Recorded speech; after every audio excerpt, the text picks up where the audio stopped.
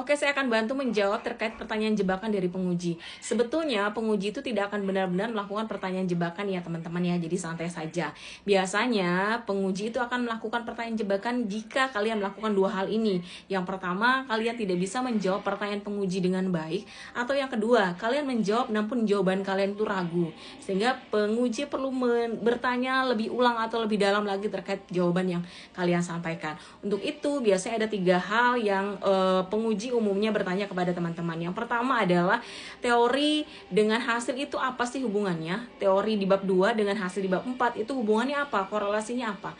Kebanyakan dari peneliti atau penulis skripsi itu menulis teori itu sendiri, kemudian hasil itu sendiri. Padahal hasil itu adalah harus diurai dari teori yang digunakan. Jadi ketika hasilnya tidak sesuai dengan teori yang digunakan, maka penelitian kita sebenarnya sia-sia. Itu kenapa saya selalu mengatakan bahwa dalam hasil boleh-boleh saja kita menggali data berdasarkan yang kita dapatkan di lapangan. Tapi dalam pembahasan jangan lupa kita perlu melakukan referensi-referensi yang kita gunakan dari jurnal, dari buku dan lain sebagainya. Itu sebagai penguat dalam pembahasan kita.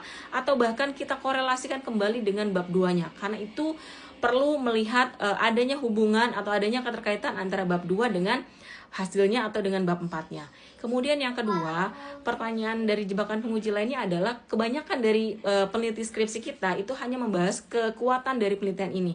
Kadang-kala peneliti akan bertanya, kelemahannya apa penelitian ini kalau begitu?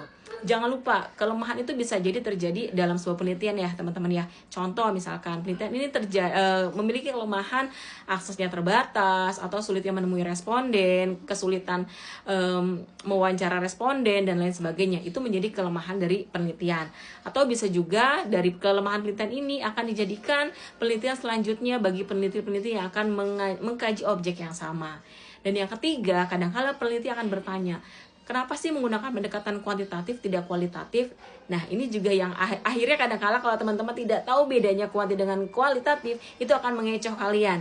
Sebetulnya penggunaan kuanti dengan kualitatif itu sah-sah saja. Yang paling penting adalah kita tahu bahwa kualitatif dan kuantitatif adalah pendekatan yang kita gunakan dalam sebuah penelitian. Kita boleh menggunakan kuantitatif jika itu berhubungan tentang angka, jika itu mengukur skala. Tapi kita akan menggunakan kualitatif kita itu ketika berhubungan dengan kasus, ketika berhubungan dengan fenomena, ketika berhubungan dengan konstruktivis ya. Jadi jangan lupa bahwa dalam kuanti kita mengenal angka, dalam kualitatif kita mengenal kata-kata atau kualitas. Jadi gitu ya teman-teman ya. Semoga membantu dan saya berharap pertanyaan-pertanyaan jebakan dari penguji tidak teman-teman temui. Oke?